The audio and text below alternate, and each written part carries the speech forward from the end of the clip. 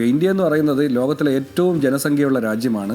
ലോകത്തിലെ ജനസംഖ്യയുടെ ഏകദേശം 18% ഇന്ത്യയിലാണ്. അപ്പോൾ ഇന്ത്യ ഉണ്ടാക്കുന്ന ബഡ്ജറ്റ്, ഇന്ത്യയിൽ എന്ത് സാമ്പത്തിക ചേഞ്ചസ് വന്നാലും അത് ലോകം മുഴുവൻ റിഫ്ലക്റ്റ് ചെയ്യുന്നു മനസ്സിലാക്കിക്കൊണ്ട് വേണം നമ്മുടെ രാജ്യം ബഡ്ജറ്റ് അവതരിപ്പിക്കുക. തീർച്ചയായിട്ടും ഗവൺമെൻറ് അങ്ങനെ തന്നെ ചെയ്യുമെന്നാണ് പ്രതീക്ഷിക്കുന്നത്. ഇനി ആഭ്യന്തര തലത്തിൽ വന്നാൽ നമുക്ക് നോക്കിയാൽ അറിയാം, നമ്മുടെ പണപ്പെരുപ്പം വളരെയേറെ കുറഞ്ഞ് 1.5% ആയി.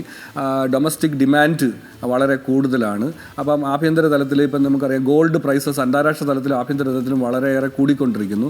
ഇതിനു വേണ്ടി എന്ത് ചെയ്യും? ഫോറിൻ എക്സ്ചേഞ്ച് റിസർവ് ഒക്കെ നമുക്ക് സ്റ്റേബിളാണ്. അപ്പോൾ ഇത്തരത്തിലുള്ള സ്ട്രോങ് മെഷേഴ്സ്, എക്സെപ്റ്റ് ഈ ഗോൾഡ് പ്രൈസസ്, ബാക്കിയുള്ള സ്ട്രോങ് ആയിട്ടുള്ള ഫണ്ടമെൻ്റൽസ് വെച്ചുകൊണ്ട് സർക്കാർ ചിലപ്പോൾ ഒരുപക്ഷെ വളരെ വലിയ റിഫോംസിലേക്ക് പോകുമെന്നാണ് എനിക്ക് പ്രതീക്ഷിക്കുന്നത്. കാരണം ഇപ്പോൾ നമ്മൾ നാഷണൽ ലെവലിലൊരു ഇലക്ഷൻ ഇയർ അല്ല, പക്ഷേ ചില സ്റ്റേറ്റുകളുടെ ഇലക്ഷൻ വരുന്നുണ്ട്.